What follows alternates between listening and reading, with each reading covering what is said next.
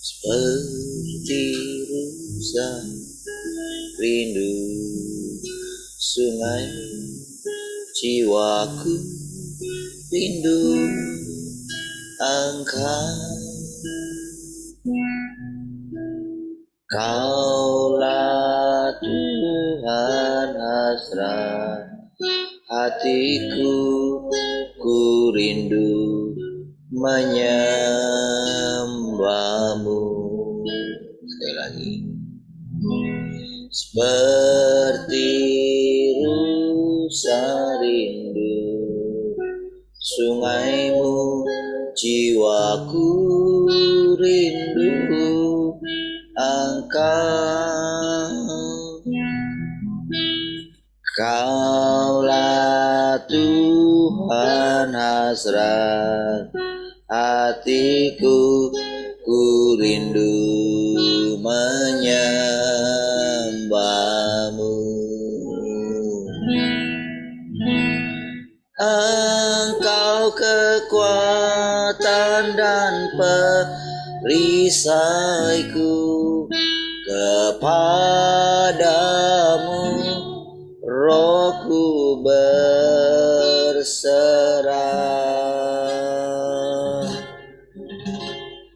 Kaulah Tuhan hasrat hatiku, ku rindu menyembahmu. Yesus,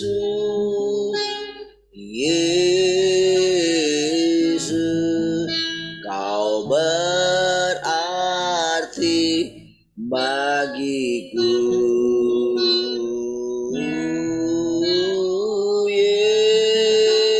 Yesus, Yesus, kau segalanya bagiku. Lagi katakan.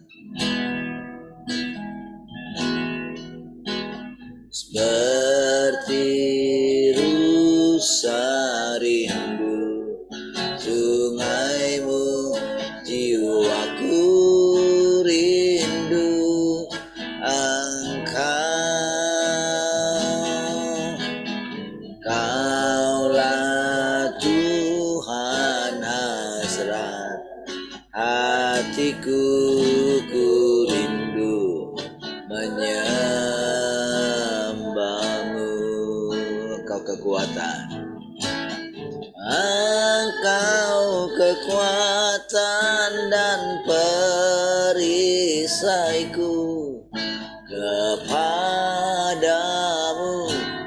rohku berserah. Kaulah Tuhan hasrat hatiku, ku rindu menyembah. Katakan sekali lagi, engkau kekuatan, engkau kekuatan dan perisaiku, kepadamu rohku berserah. Kaulah Tuhan hasrat hatiku, ku rindu menyembahmu.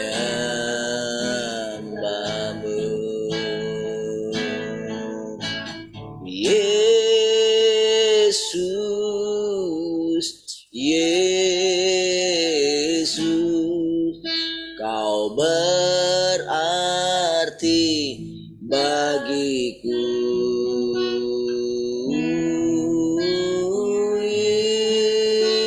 Yesus, Yesus, kau segalanya bagiku. Yesus, Yesus,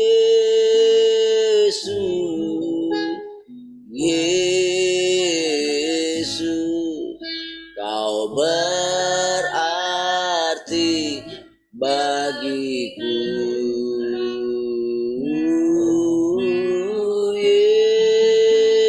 Yesus, Yesus, Kau segalanya bagiku. Kau segalanya bagiku. Kau segalanya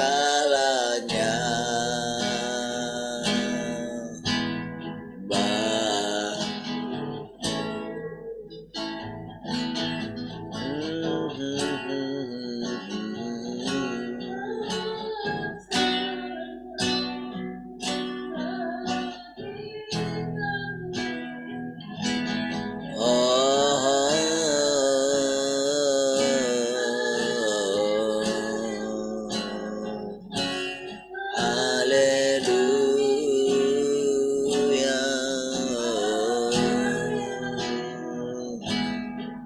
Kau kerinduan bagi kami selamanya.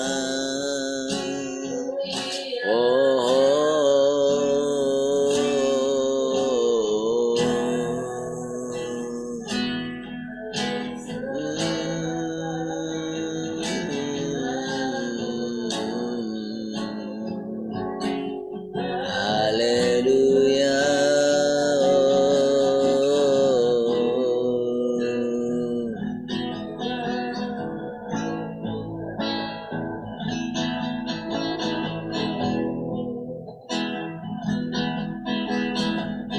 Ini hatiku menyembahmu, tulus dan kagum padamu Yesus. Ini hatiku tak sempurna, perlu campur tanganmu dalam hidupku. Ini hatiku, ini hatiku menyembahmu, tulus dan kagum padamu Yesus. Ini hatiku tak sempurna, perlu campur tanganmu dalam hidupku. Hatiku mengasihimu, hatiku mengasihimu, hatiku ingin menyembahmu, ingin mengertimu.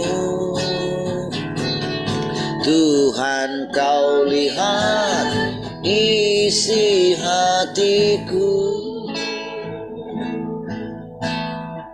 Ini hatiku Tuhan, ini hatiku menyembahmu, tulus dan kagum padamu Yesus. Ini hatiku tak sempurna, perlu campur tanganmu dalam hidupku. Hatiku, hatiku mengasihimu, hatiku mengasihimu, hatiku ingin mengenalmu, ingin mengertimu. Tuhan, Kau lihat isi hatiku,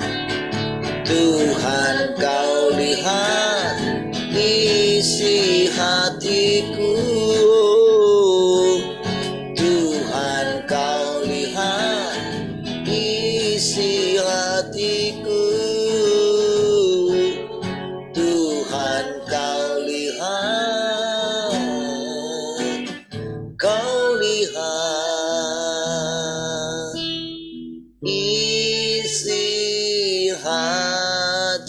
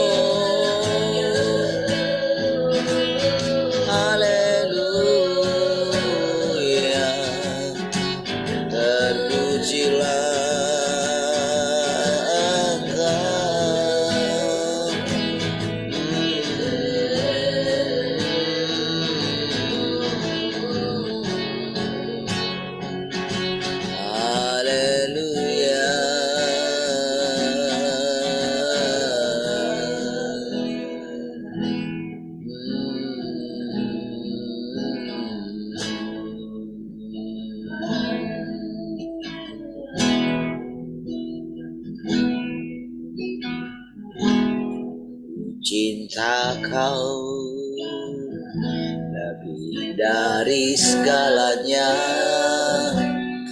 hanya engkau kekasih hatiku, kekuatanku, dan benteng perlindunganku. Bersamamu ku berharap selalu, tiada Allah yang mulia sepertimu, besar kasih setiamu, tercurah bagiku, selalu baru setiap hari. Sekali lagi katakan, ku cinta kau, ku cinta kau lebih dari segalanya, hanya engkau kekasih hatiku, kekuatanku, dan benteng perlindunganku. Kepadamu ku berharap selalu, tiada Allah yang mulia sepertimu, besar kasih setiamu, tercurah bagiku, selalu baru setiap hari. Yesus, Yesus, kekasih hati.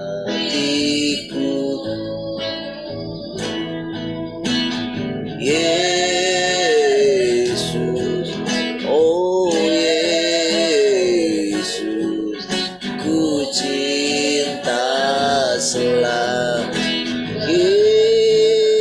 Yesus, Yesus,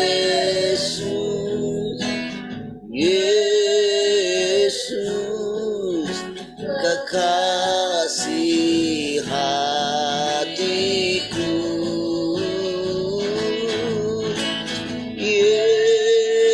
Yesus, Yesus, ku cinta selamanya. Sekali lagi katakan, Yesus, Yesus,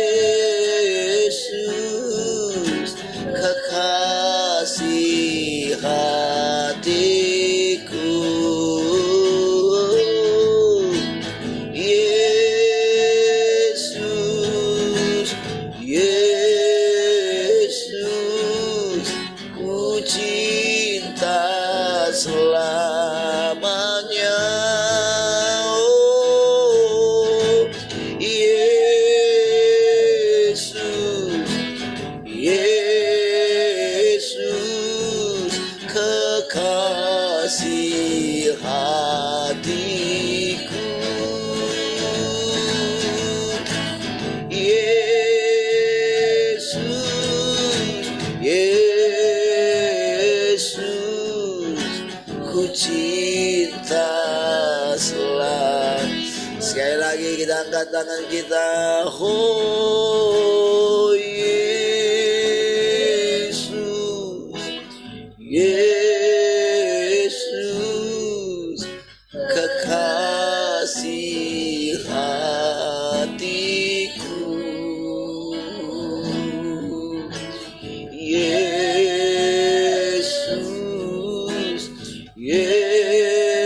Yesus, ku cinta selamanya. Oh Yesus, Yesus,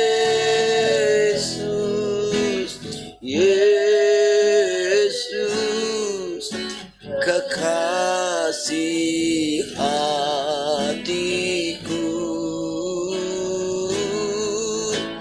Yesus,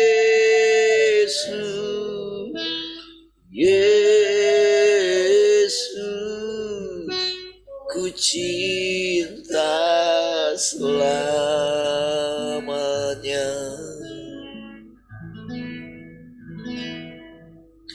Yesus, Yesus, kekasih hatiku. Yesus, Yesus, ku cinta selamanya.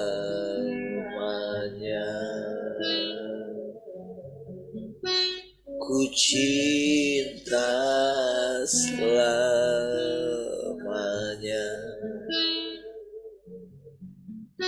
Ku cinta selamanya.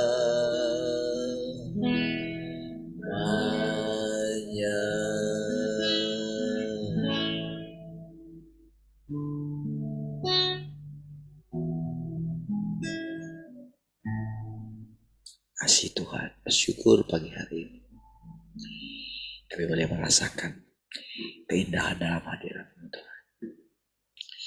Kami boleh merasakan ketenangan Tuhan. Kami boleh merasakan kesegaran Tuhan. Kami boleh merasakan kalau anugerah-Mu melayakan kami boleh menghampiri tata kasih karunia-Mu Tuhan. Terima kasih Tuhan buat pilihan-Mu Tuhan. Terima kasih buat hati-Mu yang sangat tulus Tuhan, mengasihi setiap kami Tuhan. Kiranya kami pun dapat mengasihi Engkau Tuhan. Kami boleh bertumbuh dalam pengenalan kami akan Engkau Tuhan setiap hari Tuhan. Kami teduhkan hati kami Tuhan. Terima kasih Tuhan. Kami sangat bersyukur setiap hari dapat mengenal-Mu Tuhan. Terpujilah Engkau Tuhan. Mari silakan Tuhan kembali boleh mengajari kami. Kami tundukkan hati kami sepenuhnya. Terpujilah Tuhan, haleluya. Kita yang mengasihi Tuhan sama-sama katakan, amin. Baik, salam semua, selamat pagi.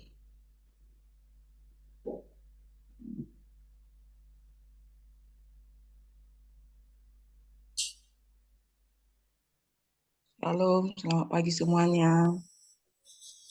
Shalom, selamat pagi semuanya.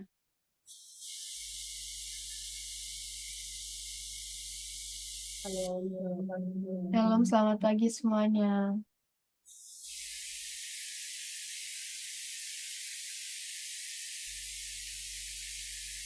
Shalom, selamat pagi semua.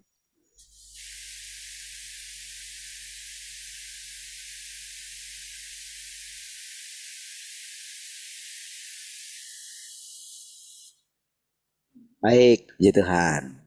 Haleluya.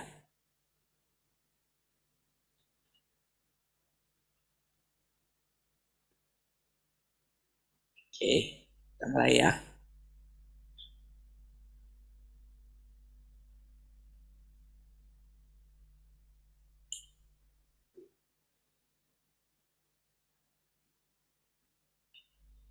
Baik.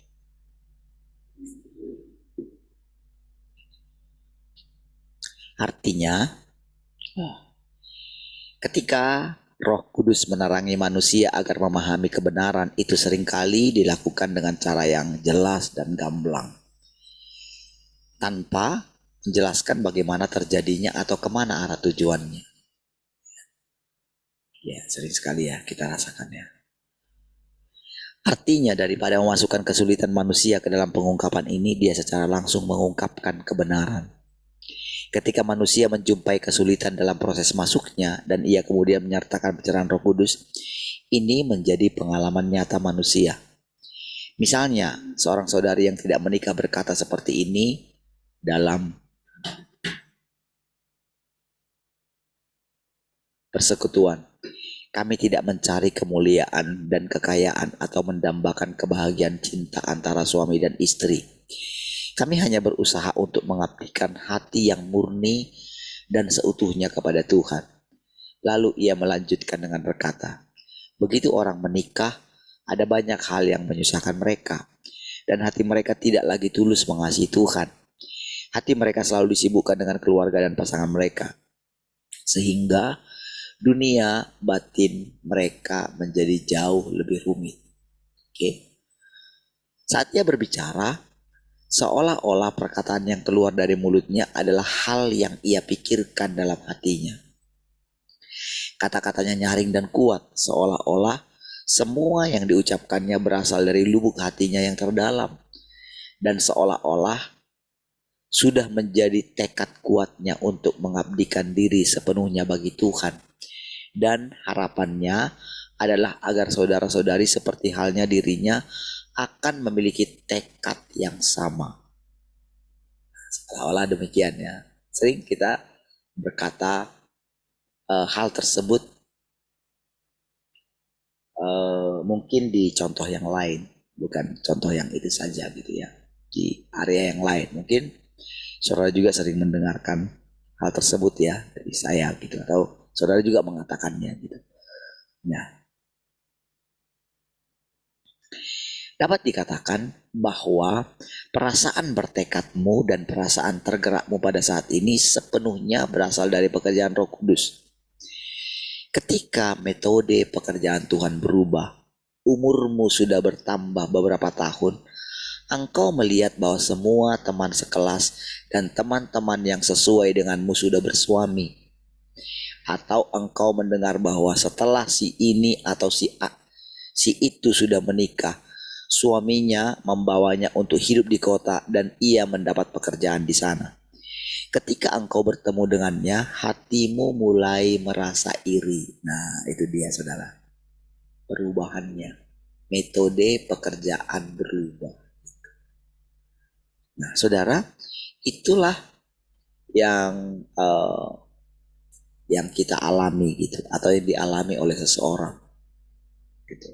Mungkin dia berkata, oh aku sudah menyerahkan hidupku kepada Tuhan, aku nggak perlu memikirkan harta benda dunia ini apa gitu ya, kendaraan kah, rumahan kah gitu ya. Nah setelah sejangka waktu dia memiliki tekad itu mungkin gitu. Tetapi setelah sejangka waktu ketika diperhadapkan melihat teman-teman gitu, yang lain dia pergi kemana, dia mendengarkan cerita orang yang hidup sederhana tapi memiliki sesuatu gitu, memiliki rumah misalnya, sementara dirinya tidak gitu. Nah disitulah perasaan berubah.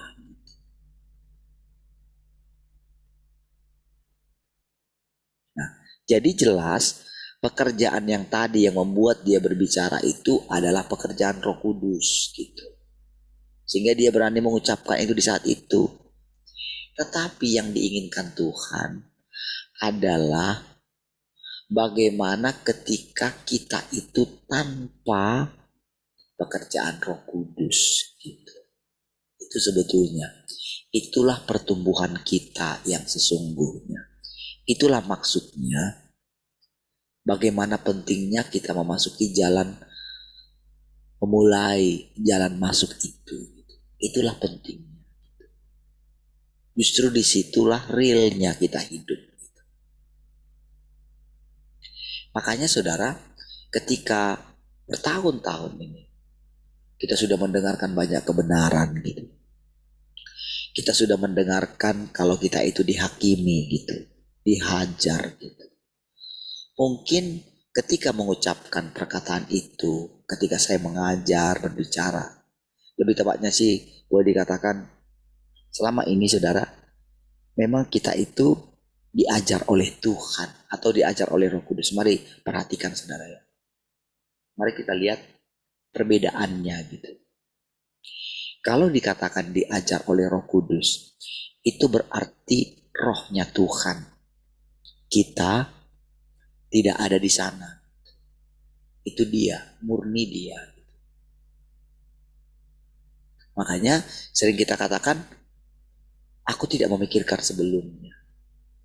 Makanya ketika kita belajar ini, ketika saya mengatakan kepada Tuhan, Tuhan gimana caranya? Aku tidak tahu bagaimana memulainya. Belum dimulai saja orang sudah langsung menolak gitu. Bagaimana ketika memulainya gitu. Oke, lalu saudara singkat cerita, kita memulai dan ternyata smooth gitu. Artinya lancar gitu.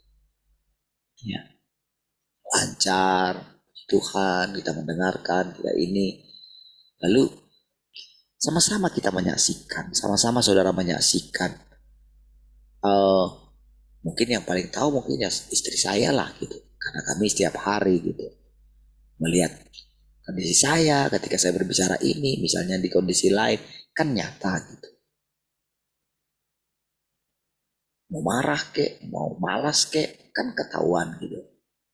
Kan lihat sendiri. Demikian juga kehidupan istri saya. Misalnya ketika dia misalnya cerita gitu. Saya kan mendengarkan juga. Saya kan akan melupakan segala hal kekurangan dia yang saya lihat di depan mata saya.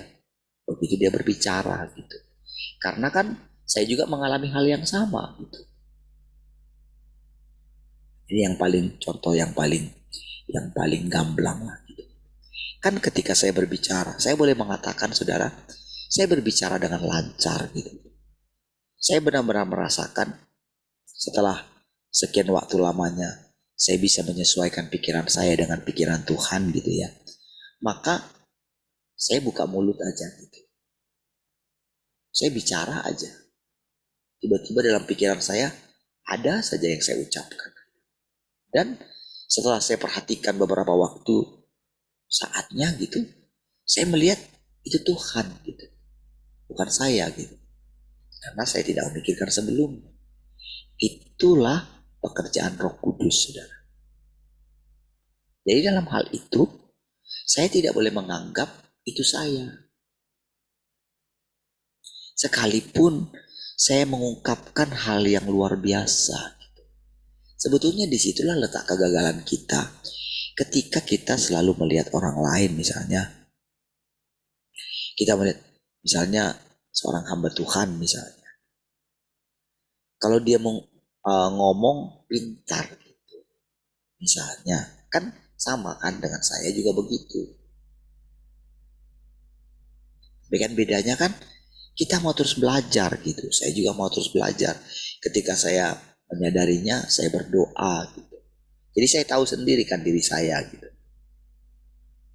Saya mengenali diri sendiri betapa setiap hari saya mau bertobat gitu. Tekad gitu.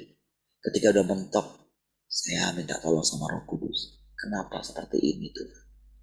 Kadang-kadang saya mendengarkan perkataan, kenapa kamu terus begini? Kadang-kadang saya teringat tentang perkataan Paulus gitu. Aku manusia celaka. Iya ya, kali manusia celaka ya. Gitu ya. Nah, jadi pekerjaan kita, pertumbuhan kita itu tidak sama dengan bagaimana Roh Kudus itu bekerja dalam kita gitu. Roh Kudus bekerja dalam kita itu otomatis kalau ada kerjasama dari kita.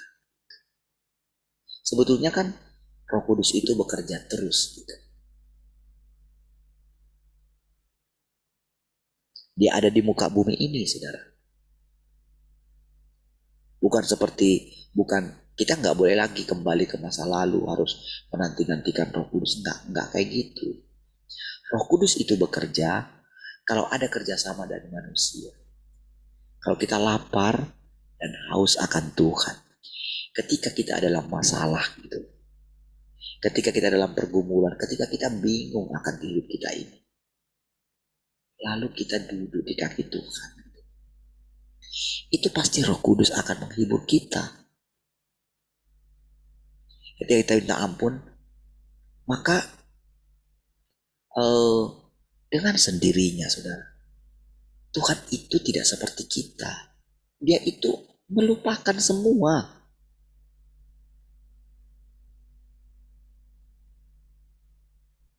Memang kecenderungan Tuhan seperti itu. Dia tidak mengingat-ingat kesalahan manusia gitu loh. Enggak. Yang mengingat itu kita. Kitalah yang harus berperkara dengan Tuhan.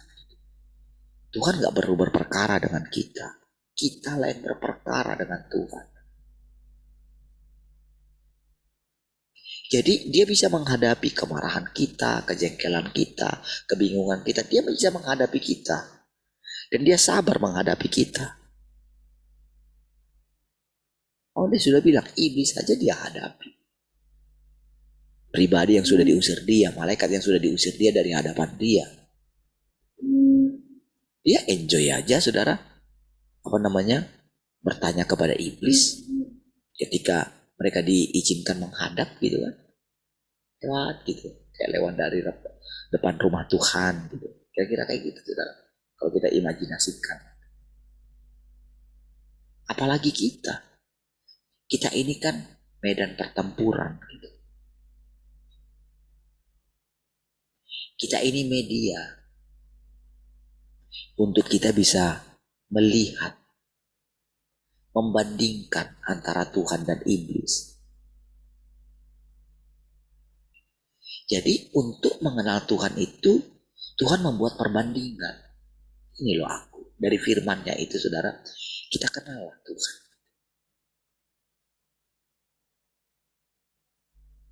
Tidak ada pribadi seperti Tuhan yang sangat sabar menuntut kita. Tak ada.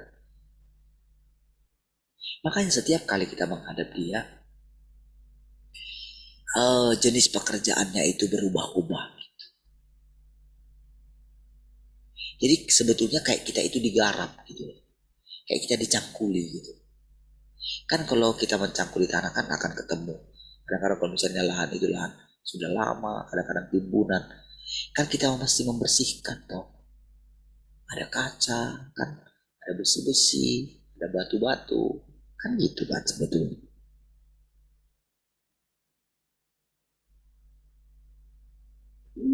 Di situ kita melihat seperti itulah firman Tuhan. Seperti itulah keadaan yang seperti tadi. Jadi ketika dia melihat teman-temannya, teman-teman sekolah, entah gimana kita nggak tiba-tiba aja berjumpa dengan orang gitu loh, dengan teman kita dulu gitu loh, dengan teman-teman kita dengarkan berita itu gitu.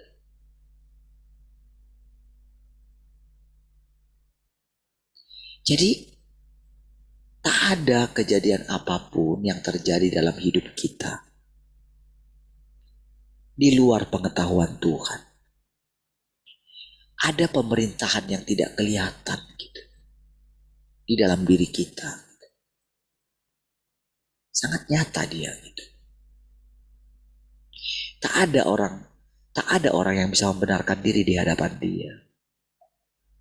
Bukan berarti muka kita itu harus murung, justru dia menginginkan kita ketika kita datang kepada dia, datanglah dengan muka yang segar gitu. Mandilah, berpakaianlah indah. Makanya saudara, kadang-kadang hal sepele saudara, saya katakan sama saudara. Tampilkan dirimu, tampilkan videomu, supaya kamu bisa melihat nanti gitu. Apakah pada waktu itu kamu ingat, oh kemarin itu waktu aku lihat ini, kemarin itu aku gak mandi misalnya. Ya, oh kemarin itu aku bangun terburu-buru gitu. Sadari gitu. Jadi kita boleh membayangkan apa namanya yang sedang kita hadapi itu. Kan yang sedang saudara hadapi kan Tuhan gak kelihatan. Kan Tuhan kan rasanya kan gak perlu mandi gitu. Ya karena memang Tuhan gitu. Tuhan yang di sorga maksud saya. Karena kan dia roh. Dia sesegar pikiran dia gitu. Ya kan? Tapi kan setiap kali dia berhadapan dengan kita, dia kan mesti berdandan kan. Ya kan? Karena kan dikatakan, lihatlah Yerusalem yang baru turun dari surga. Dia seperti seorang pengantin perempuan yang berdandan. Kan itu kan. Itu hal-hal sepele, saudara. Itu hal-hal yang walaupun sepele, tapi itu penting gitu.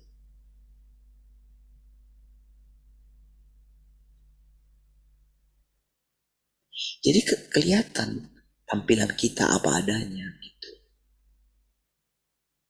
Seperti itulah kita gitu. Jadi untuk kita boleh benar-benar mengerti apa itu Tuhan yang sesungguhnya, ya ini kita ini saudara, kita berhadapan.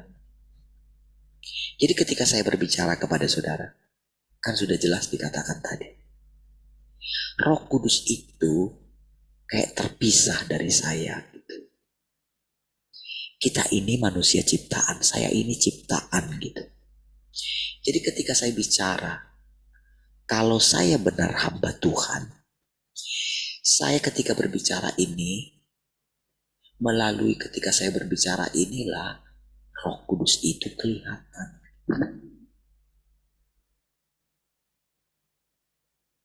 Tuhan itu kelihatan dan saudara bisa lihat dari apa yang saya katakan. Tapi saya tidak boleh menganggap saya itu Roh Kudus. Itu metodenya. Makanya dikatakan tadi, kalau Roh Kudus yang itu yang bicara,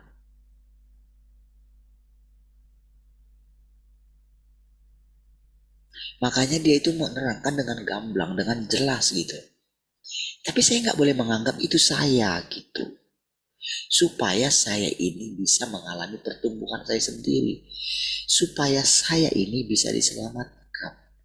Itulah anugerah bagi saya gitu.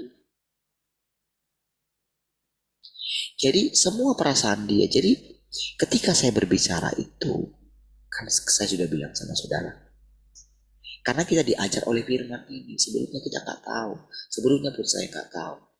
Tapi ketika saya mulai memberikan diri saya, menundukkan diri saya kepada firman ini, saya mulai melihat Roh Kudus itu nyata sekali. Jadi kayak kayak ketika saya berbicara, kayak saya tahu Roh Kudus itu kayak gini loh. Iya, seperti itu gitu. Di dalam sini gitu.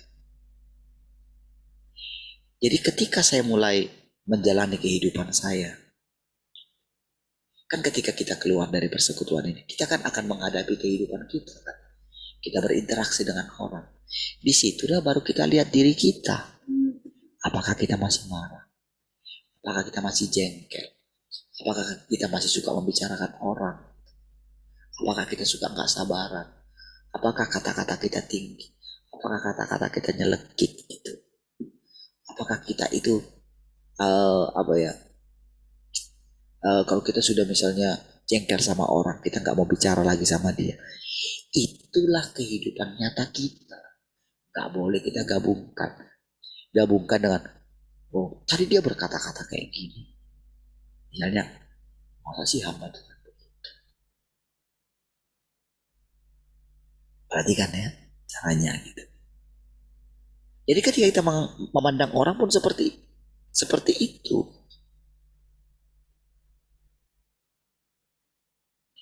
Karena Tuhan itu ada di mana-mana, maka kita bisa mendengarkan Tuhan dari siapapun. Gitu. Iya, karena dia berdaulat atas semua. Mau presiden kah, mau apakah? Tuhan berdaulat atas semua mereka. Kalau dia melupakan dosa kita, dosa orang lain pun Tuhan lupakan kok. Cuman sering kita itu melihat orang lain sebagai cermin kita. Kamu ingat gak? Kamu dulu kan seperti itu. Cobalah kamu lihat. Mau bayangkan kan?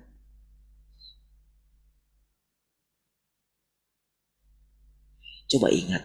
Begitu kamu bertekad. Benar-benar kamu itu hidup murni. Apa adanya. Kamu kan jadi bebas kan?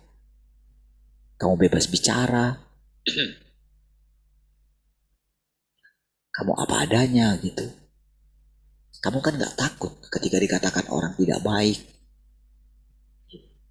Kamu kan tidak takut. Itu karena kamu berusaha memasukinya, menerapkannya dalam hidupmu. Lalu coba kamu bandingkan temanmu atau hamba Tuhan. Ya sahabat temanmu dulu itu. Coba kamu lihat sekarang. Kamu kan akan tahu apakah dia itu munafik atau apakah dia hanya pintar bicara. Jadi pintar bicara itu disitulah dikatakan itu pekerjaan Roh Kudus. Bisa memahami firman Tuhan misalnya. Walaupun dari persekutuan kita jadi tahu apakah itu teori atau benar pencerahan dari Roh Kudus.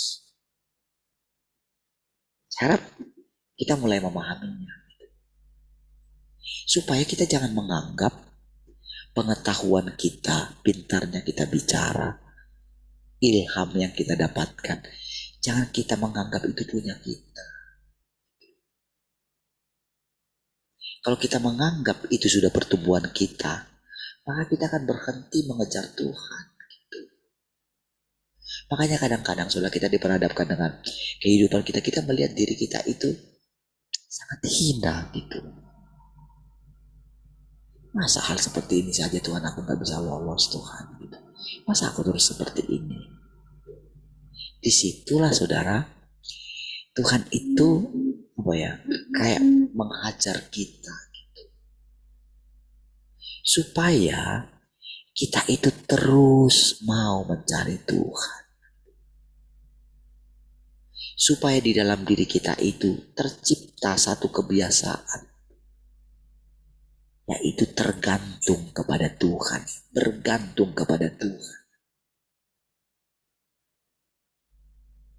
Kita tidak boleh menganggap kesetaraan dengan Allah sebagai milik yang harus kita pertahankan. Disitulah firman itu semakin lama semakin kuat. Gitu. Makanya secara perlahan kita semua menjadi manusia normal. Manusia normal itu tidak ada pemimpin di antara mereka sebetulnya. Makanya dikatakan jangan ada banyak di antara kamu jadi guru. Makanya yang mengajar kita itu setiap hari itu Roh Kudus. Tapi begitu kita itu mulai menerapkannya, maka ada pelajaran yang lebih tinggi lagi. Sebagaimanapun ini misalnya kita tidak pernah baca, itu Roh Kudus bisa menerangkan. Karena apa? Ada orang yang memberikan hatinya gitu. Ada orang yang lapar ini gitu. Ada orang yang mau diajar. Seandainya saudara nggak mau diajar, tapi karena saya mau diajar, saya akan berbicara terus. Walaupun saudara tidak mendengarkannya, saya mendengarkan. Tapi saya memerlukan saudara. Kalau tidak ada saudara, itu kan pasti akan mengganggu saya. Bagaimana saya berbicara kepada diri saya sendiri. Saya yang bicara, saya yang mendengarkan gitu loh.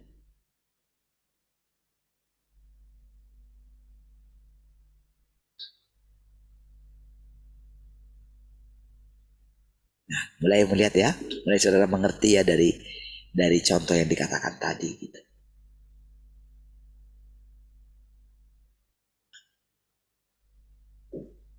Jadi saudara, benar-benar saudara ketika saudara mendengarkan perkataan ini, itu Tuhan itu sendiri seperti ada di depan saudara. Ya, begitu saudara buka hati saudara dengan jujur, dengan tulus, itu tepat sangat mengerti keadaanmu. Jadi engkau harus mendengarkan bagaimana dia menghadapi dirimu gitu. Secara pribadi. Masing-masing kita ini gitu. Entah bagaimanapun rumitnya hidup kita ini gitu. Jadi dalam hal itu saya tidak akan mencampurinya. Saya nggak boleh mencampurinya. Itu saudara. Tapi bagian saya ini saudara, menjadi saksinya Tuhan. Sama nanti saudara juga begitu. Jadi kalau saya katakan saya gitu, saudara harus menirunya. Karena ceritanya dia pilih orang ini duluan gitu. Untuk menjadi contoh bagi kita semua gitu. Tapi sekali lagi, supaya pekerjaan Tuhan ini lancar dan kita mengalaminya, saya ini itu kayak lebih duluan dikasih pengertian dulu. Artinya saya sebagai yang sulung di antara saudara, tapi saya tak perlu mempertahankan kesulungan itu gitu loh. Kalau saya mempertahankan itu, saya akan dihajar dia. Dan saya tahu, lama kelamaan kan, kalau misalnya saya dihajar terus, kan pastikan saya akan sedih gitu. Coba lah kita misalnya kalau dihajar orang tua kita terus gitu. Kan kita dihajar kan karena kita buat jengkel kan. Kalau saya itu benar, anak saya sebagai anak misalnya, saya dihajar sama orang tua saya gitu. Kalau saya benar, saya punya hati nurani, saya kan akan sedih. Ketika misalnya akhirnya orang tua saya bilang sama saya,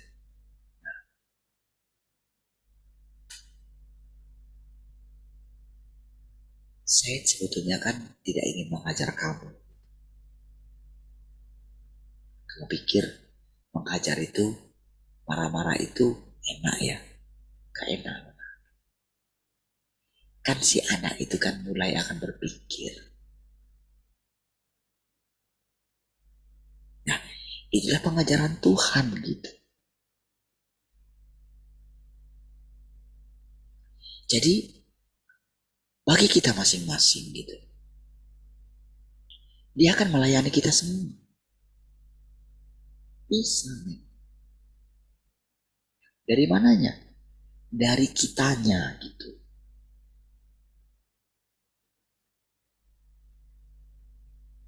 Dari ketika kita mengungkap keadaan kita, ketika kita berdoa gitu. Apa saja permasalahan? Mau khawatirkah? Mau takut akan masa depan? Menjalani kehidupan. Engkau diberikan kekuatan masing-masing.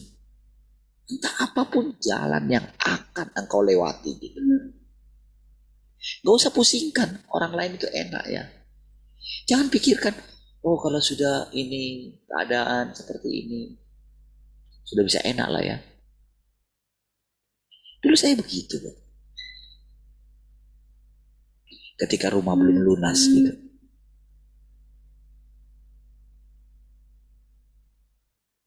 Kalau rumah ini sudah lunas, udah enak lah.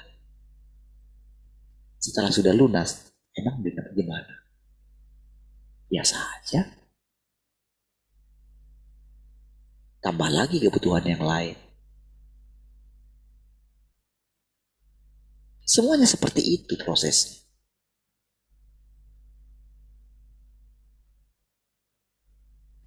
Oh kalau aku nanti, kalau sudah punya uang umur sekian gitu. Nabung misalnya gitu. Nanti kalau sudah umur sekian, aku nggak perlu lagi bekerja. Iya, ketika mencapai umur sekian dan engkau mencapai punya uang seperti yang kau bayangkan, itu bisa hilang dalam satu malam. Bisa. Lalu gimana lah? Mau mulai dari nol lagi? Apanya yang dimulai dari nol?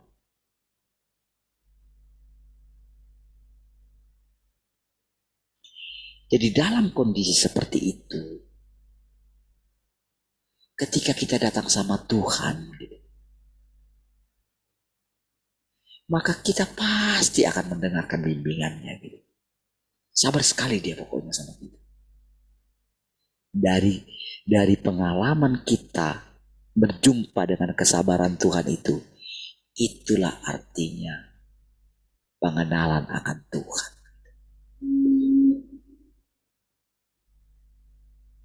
Ya, ketika kita mulai begini, iya ya, Tuhan aja, dia tempatnya di sorga tadinya, terus dia menjadi manusia. Sabar sekali dia menghadapi murid-muridnya ya. Masa dia slow aja ketika uang apa namanya di bendahara mereka gitu kan. Waktu itu Yudas itu. Slow aja dia nggak pusing-pusingkan gitu.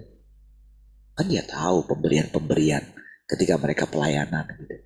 Dia tahu. Dia nggak memusingkan gitu.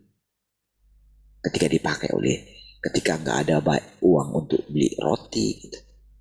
Harusnya ada sih. Tapi kan dia nggak mempermasalahkan kan.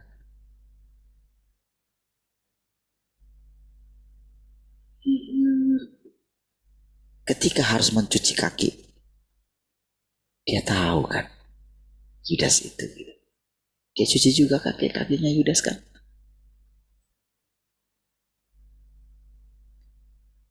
Nah, ketika kita melihat semua itu, diperhadapkanlah kepada kita. Hal-hal seperti itu. Disitulah baru kita merasakan betapa beratnya apa yang ditanggung oleh Tuhan dulu. Lalu ketika kita datang lagi kita merendahkan diri, diam-diam Tuhan bilang, kamu juga separah itu dulu gitu. Tapi sekarang kan kamu gak menyadarinya. Ketika kamu sudah meninggalkannya.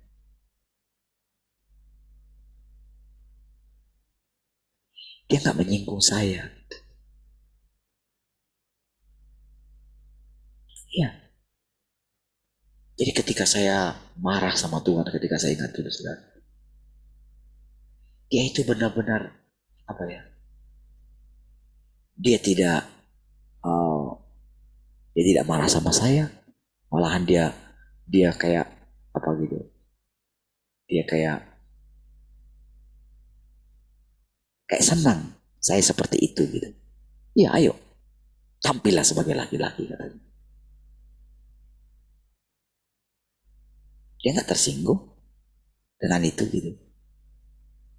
Justru dia apa namanya? Dia izinkan emosi saya keluar.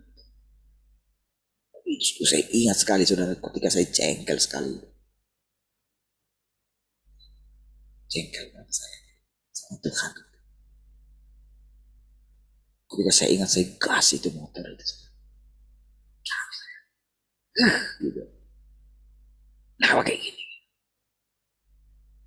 Tanya gue bilang. Tapi mana?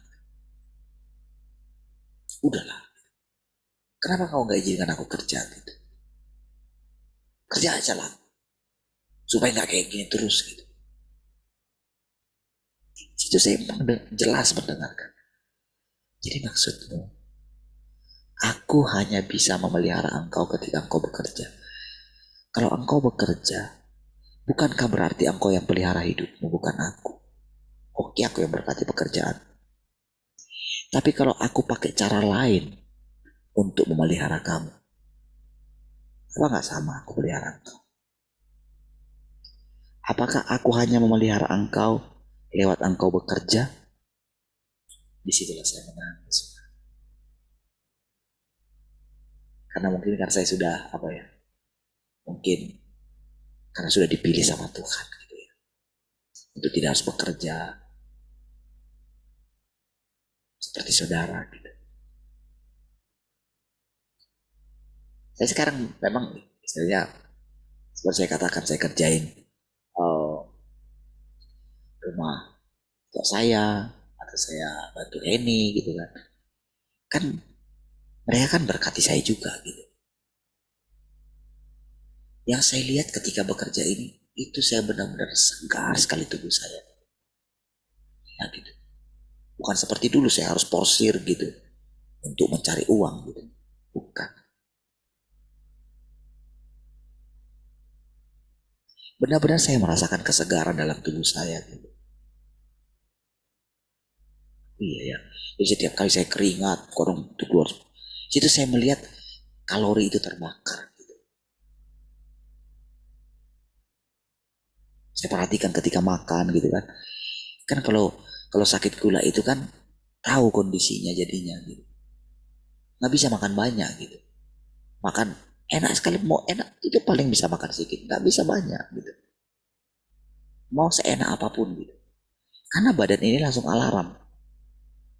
Daripada badan saya sakit karena makanan gitu, lebih baik ya sudah ikutin aja. Jadi tanpa sadar itu dituntun gitu. Jadi ketika saya ingat itu sudah saya nangis gitu. Dan memang saudara, Tuhan tolong saudara. Bisa lepas dari situ. Iya. Jadi lama kelamaan saya nggak takut lagi mempersembahkan apapun dalam hidup saya. Makanya saya katakan, ya sekalipun udah jual semua setelah itu, nggak tahu mau ngapain lagi, udah habis semua, ya akhirnya tidak punya tempat lagi apapun gitu, sudahlah gitu. Itu sudah dalam hati saya. Tapi apakah saya perlu buru-buru melakukannya? Tidak. Itu Tuhan.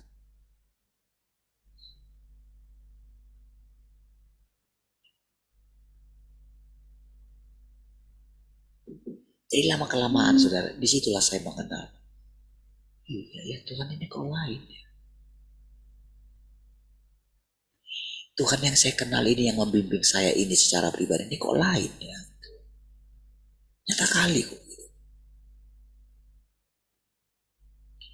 Jadi apa ya? Kalau dulu mungkin kayak waktu yang ngeroh dulu sebelum di RTM, ya saya sudah ngeroh juga kok. Iya. Saya ingat pernah Waktu itu saya ketika saya berbahasa roh kencang gitu, saya ingat bagaimana saya itu seperti dimasuki rohnya Martin Luther gitu. Pernah disitulah saya melihat kayak saya nggak ada takutnya gitu. Iya. Tapi begitu sekarang sudah dibawa kita itu mau. Jadi Tuhan itu jadi bebas. Jadi bebas itu berbicara kepada kita, menghadapi kita dari berbagai macam sisi gitu. Kaya sekali Tuhan. Hebat sekali dia. Apalagi kalau saya merenungkan misalnya hidup yang kekal gitu ya. Itu membuat sabar saudara kalau kita itu merenungkan hidup yang kekal gitu. Membuat kita itu lebih teliti dalam mengenal Tuhan. Membuat kita eman-eman dalam hidup kita gitu. Ya. Membuat kita bisa menikmati istirahat kita gitu. Iya. Dan ketika misalnya kita harus tidur lambat dan bangun cepat, nggak ada beban bagi kita. Dan tubuh kita menyesuaikan gitu. Ya. Mau tidur jam berapa kami saudara? Mau tidur jam berapa? Bisa bangun, mau tidur 1 jam aja. Bisa sharing, bisa segar. Dan sepanjang hari, walaupun misalnya saya nggak tidur, bisa. Itulah anugerah. Tapi saya nggak boleh terus. Oh karena tubuh saya segar, saya melakukannya dengan cara seperti nggak bisa. Karena saya mesti mengingat tubuh saya butuh istirahat. Makanya ketika Yesus tertidur di kapal itu saudara, di perahu itu dia sudah capek sekali. Tubuhnya itu. Jadi kita nggak boleh ngomong, oh dia itu kan Tuhan, dia punya kekuatan ekstra.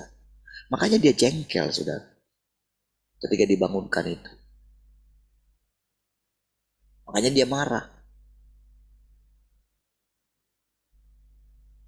Masa ini kamu gak bisa atasi? Capek sekali gitu. Masa kamu bisa atasi? Apa kamu gak lihat imanku ya? Makanya dia marah.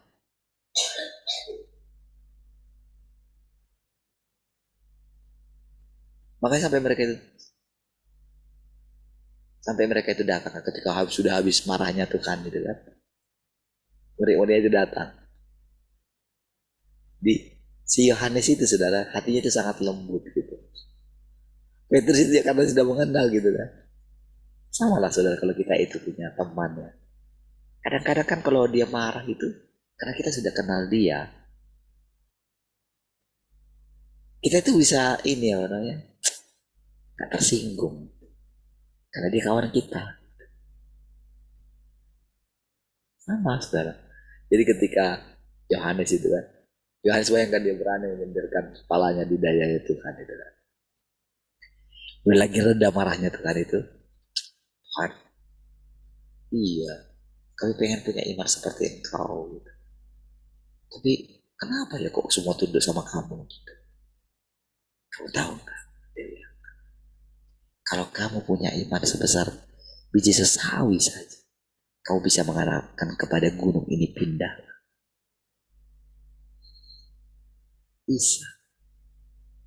Dan itu akan menuruti perkataan. Ngomong aja kayak gitu. Tapi kan orang meniru, pernah ada yang ketika baca ayat Alkitab itu, mereka pergi ke gunung gitu. Dia ngomongin terus gitu. Hai gunung, aku punya iman sebesar biji sesawi. Sesuai dengan firman Tuhan. Tuhan Yesus sendiri.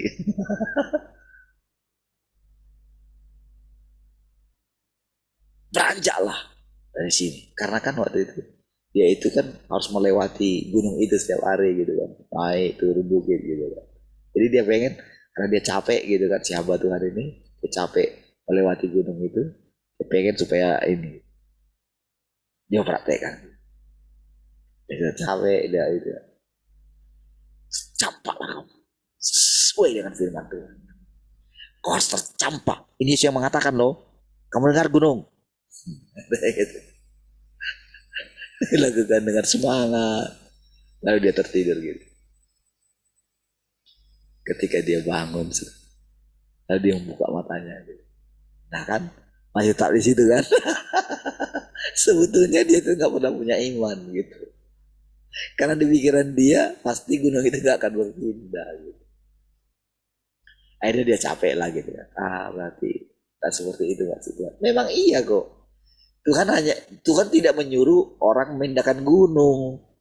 Cuman dia umpamakan gitu loh. Kan nggak terus datang badai gitu. Iya kan? Harus belajar ilmu menerangkan badai gitu. Badai itu kan datang sekonyong-konyong. Dan badai itu kan nggak terus badai. Nggak terus badai loh saudara. Oh gimana pun dibilang. Ada. Nggak ditengki pun dia. Dihadapin aja. Badai itu tenang sendiri. Cuman karena murid-muridnya sudah galau gitu. Jadi Tuhan dia melihat kekacauan. Jadi karena kekacauan mereka, badai itu makin mengamuk gitu loh. Karena kekacauan mereka gitu.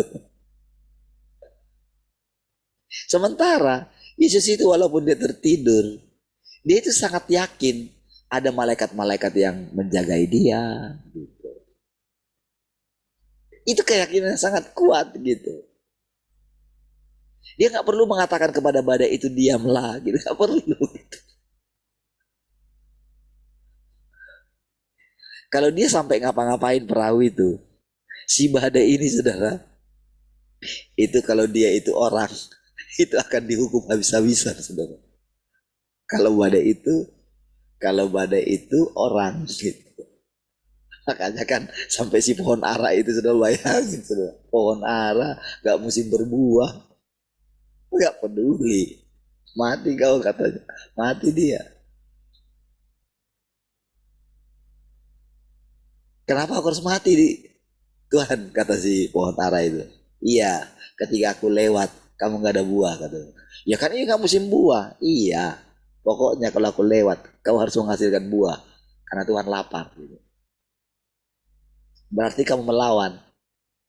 Memang aku punya hati melawan. Iya, pokoknya aku melawan.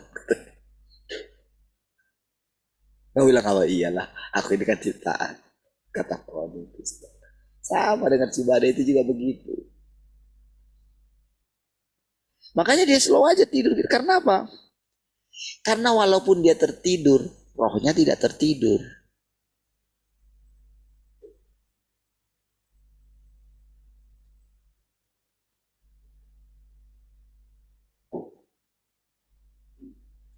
Karena saking dia dibangunkan gitu. Waduh, ini tidur paling nikmat. Marah dia.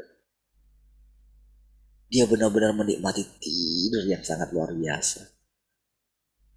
Tidur apa namanya itu? Kalau tidur yang ini. Tidur yang puas itu. Hah? Ya ada jenis-jenis tidur ya yang benar-benar 1 jam aja gitu. Kalau benar-benar rest gitu ya. Wah, segar sekali ketika bangun itu. Ya. Ada orang mungkin tidur berapa jam tapi nggak segar-segar badannya gitu kan. Karena mungkin rohnya kemana-mana. Diwaru aja kemana-mana gitu. Bangun aduh kayak kita dulu kan sering gitu. Kayak peperangan gitu kan. Tidur sih lama gitu. Teman bangun itu capek kali. Peperangan soalnya saudara.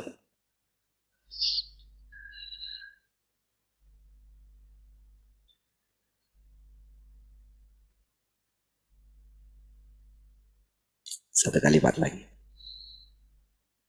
Nah, ketika umurmu sudah bertambah beberapa tahun, itu saudara.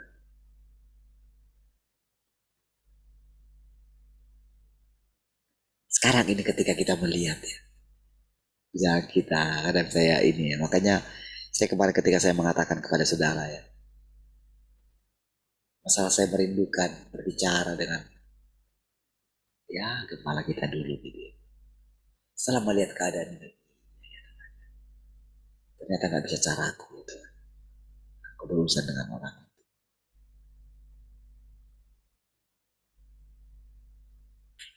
Saya jengkel, saya gimana, karena sekian lama umurmu sudah sekian. Jadi pada saat kondisi seperti itu saudara, jadi kadang kita tidak tahu apakah itu Roh Kudus, Tuhan yang sedang ini. Jangan kamu bilang lagi, kira-kira kayak gitu. Tapi kan, apakah Maria itu bukan ibunya Tuhan Yesus? Tetap jadi ibunya.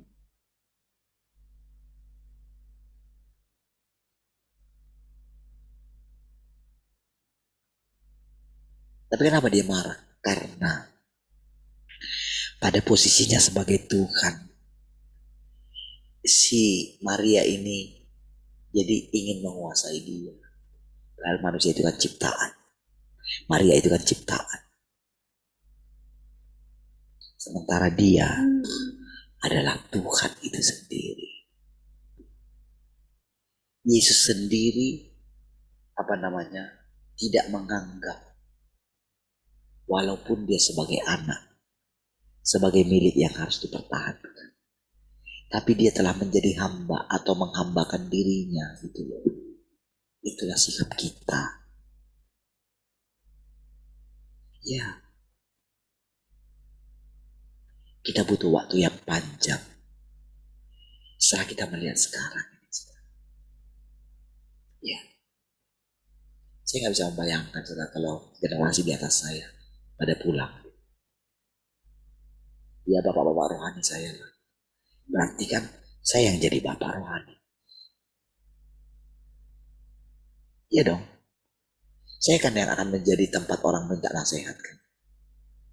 Dari anak-anak di bawah saya. Iya. Pada akhirnya kan saya akan menjadi tua-tua kan. Yang punya pengalaman gitu. Disitulah melihat saudara. Apakah saya terus konsisten? Dan bagaimana saya bisa tetap konsisten? Itulah kerjasama kita saudara dengan Tuhan. Baik, ya Tuhan saudara, mari kita berdoa. Terima kasih Tuhan, kami bersyukur pagi hari ini. Terpujilah Tuhan selama-lamanya yang terus memimpin dan menuntun kami. Haleluya. Mari kita yang mengasihi Tuhan sama-sama katakan amin. Tuhan, Tuhan berkati semua.